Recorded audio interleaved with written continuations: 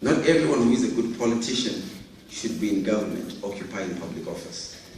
I will not be contesting for any public office in the next election. But I recognize that there are those I have met in my many years in politics and in government that should be occupying government office. The job of this political party, my job and my purpose is to make sure if you should be in government but don't know the political way of getting into government, we get you into government. I cannot wait until it's one of us leading the re-engagement process with countries we've since broken relations with.